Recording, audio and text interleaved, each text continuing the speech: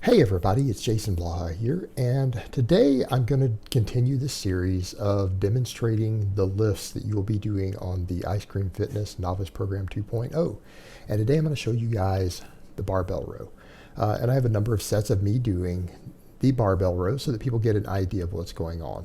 Now, one of the things that you notice is I'm resetting on the floor on every single rep. And notice that my elbows are completely locked at the bottom. So what I want you guys to observe when I walk over to the bar, I don't have straps, I don't have a belt. You cannot use straps on this. All right, this is going to be one of your primary grip builders. In fact, this exercise will account for most of the grip that you build on this program. So I want you to use a double overhand like I'm doing there and grip the bar as tight as you can. Now, when you notice the way that I approach the bar, note that I come up and the bar is mid-foot, right? I come up to the bar mid-foot. So when you look down, you should be about shoulder width apart on your feet, toes slightly out. They can be slightly inside shoulder width, but you don't want to be wider than that. That's your absolute max. Notice that my arms start exactly 90 degrees from the floor, and I pretty well grip the bar in the exact spot you would on a closed grip bench press. And actually, that's the same place I grip my bench press, and that's not a coincidence. Again, your arms are exactly 90 degrees. So when I walk over and do that, my feet are set just inside shoulder width. My arms are exactly shoulder width. It's straight down, pointed towards the floor, 90 degrees. Notice elbows are locked. All right, elbows are locked. There's a slight bend in the knees. And note my head position, note my torso position. I'm using a little bit of cheat, right? I'm using a little bit of cheat, but not very much. If you have any doubt about it, film yourself. But when I pull from the floor, you'll notice on the first rep, I take a deep breath. You want to have full lungs and you pull the tightness out. Notice I'm not jerking, I'm exploding. Everything is tight. There is no slack. Notice that my hamstrings are pulled. I have just enough knee bend to where my hamstrings are tight and contracted. My abs are tight and contracted. I have full lungs when I pull from the floor. Full lungs when I pull from the floor. And again, what you'll see is that there is no jerking happening with my body. Everything is ratcheted up tight and you're just exploding. All right, you're exploding from the floor. Now, as far as gripping the bar goes, this is going to be one of your grip exercises. So when you're doing this exercise, you need to grip the bar as hard as possible. Remember the cue that I gave you on the bench press that you want to squeeze that bar? On this, it's even more important that you squeeze it even tighter, right? You need to squeeze it as hard as possible. And it's not just to train your grip. It's also for the extra neuromuscular efficiency, because if you're not squeezing it as tight as you can and you're having to worry about your grip and the bar starts to roll, it's going to reduce your neuromuscular efficiency and everything else. It's going to reduce everything. And because we're only doing this lift every other workout, we really need to get the most out of it. We need to get a lot out of it.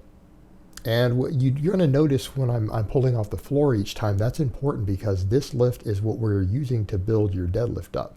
Because one of the things people note in routines like this are like the deadlift volume is really low. Deadlift volume is really low. Yes, it is. It is low, and it's low for a reason. Because novices don't handle a large amount of deadlift volume well, but they can handle large amounts of rowing from the floor well.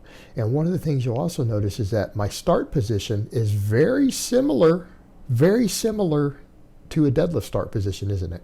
Some subtle differences, but it's very close. This will carry over to your deadlift. While it's more upper body dominant, you're not going to use your hamstrings and stuff as much. They are used some. You will get a little bit of hamstring development. You will get a little bit of spinal erector development out of this exercise this way. But what we're using it for primarily is to build biceps, grip, latissimus dorsi, traps, posterior delts, in addition to training the motor pattern that's going to carry over to our deadlift. So we're actually using this exercise not just for hypertrophy for all of those muscles, and this is our primary upper body pull, but again, it's also being used as our grip training and our deadlift training. Because what a lot of people are going to find is that if you come in and you do the rows like this, even if you weren't deadlifting, let's say you didn't deadlift at all, and you tested your max deadlift, and you came and you get really strong on this, and you spend 3 months doing this exercise the way that I'm demonstrating it, and you don't do a single deadlift, you still might come in and find that your deadlift has gone up by 80, 90, or 100 pounds, purely in the strength that you gain off this exercise. For a novice lifter, it will carry over completely to your deadlift, particularly if you're squatting also. So what we're doing, the squat and the row from the floor, we're using to build our deadlift, because again, novice lifters can't handle the same amount of volume on a deadlift that more advanced lifters sometimes can. And we're going to get more overall size in this. This is going to help really thicken up your upper body. And this is going to help bring up any weak links in the upper body that we aren't fully developing with the bench press and then the press. Also, a lot of you guys we'll call it the standing press, but it's also called just the press. That's the historic name for that exercise. Those are your main mass builders, and we are doing a little more volume on those than we are on these rows. But this will fill in the gaps, right? It will fill in everything else. Now, some people would say, why are we doing this with less total work than the others? Because your lats are getting worked. Believe it or not, the overhead press done correctly actually works your lats and your traps and your rear delts, just not quite as effectively as this does. Now, it works the traps as effectively, just in a different way. The squats and the deadlift both work the lats also. So those are all in the program. So actually, even if we didn't do rows, just the other lifts that are in the program already would build your back. But by doing this, we're ensuring that we're going to get more development in it, so that your lats are going to get bigger, your rear delts are going to get bigger, your grip is going to get trained, your biceps are going to grow. Now, we are doing curls in the program also with the barbell, and yes, that's contributing, but this exercise is actually going to cause some of your bicep development. So this is going to be your main builder for your biceps and brachialis and radial brachialis, and to a very large extent, your forearms. Right, so that's what we're doing with it. But then you have the curls in there to ensure that you're getting bicep development, because that does matter a lot to novice lifters. And if I don't have those in and we don't do these rows, that's going to be a weak link for you. But by doing it this way, we're ensuring that it's not going to be. And we're ensuring that the back is going to grow. And so what we're doing is we're replacing doing a lot of deadlifting with a row from the floor. And then we're only doing enough deadlift just to get your deadlift up. Right, and we'll cover that later. But this exercise is important for bridging that gap. And because there's a pretty significant amount of overall volume in this program, there's not a lot of recovery left to do large amounts of deadlifting, again, for the novice lifter.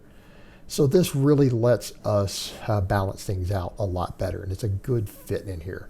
But it is important that you do it the way I'm doing it. You need to hit yourself explosively in the lower chest or upper abdomen. If you notice where I'm hitting, you need to reset on every rep. And again, notice I get tight.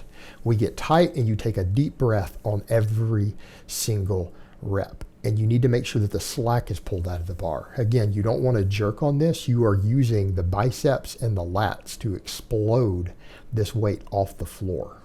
And in order for you to do that, you have to be tight at the bottom, meaning your hips. Notice again, watch my little hip drop that happens there. I'm pulling the hamstrings up tight, and I'm bracing my core so that I can use my lats, my mid traps, biceps, all of that to explode that weight up. And notice the arms are at full extension. You start with the elbows locked at the bottom, and you explode and you pull it into your chest. And if need be, pull your chest down on each rep, right? If you pull your torso down while you're pulling up, that cue, that combined cue of those two things together is going to create a more explosive movement.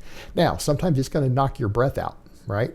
That is going to happen because this is going to be an explosive exercise. It's going to be very explosive when done correctly, and particularly if using a weight that you can't explode fast, you're going to hit yourself in the stomach. It is going to knock your breath out sometimes, and that's okay.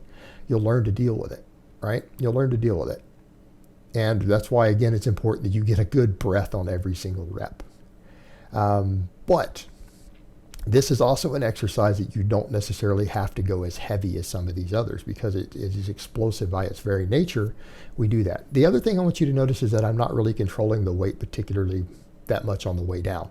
That's one of the benefits of doing a row like this off the floor. We're not doing an eccentric based row. And the reason for that is that we don't want the extra soreness. If you lift explosively enough, you're going to get maximum muscle growth off this lift with the volumes that I have programmed in if you pull it fast enough without worrying about the eccentric, and then we don't get as much soreness, right? Because we really can't afford a lot of lat and back and trap soreness. We can't afford that for a novice on this program, because you have to do full body 3 days a week. You have to squat 3 days a week. You have to overhead press 3 days a week, right? You really can't afford the back soreness that would come from eccentric training. So we're doing this in place of it. And you're going to get a lot less sore this way. You're going to develop good explosiveness, technique, other things that are going to carry over to your deadlifts and other lifts while still building your back and biceps up. All right, guys, but that's really all I have to say on that today. I hope it's been informative, and I will talk to you guys next time.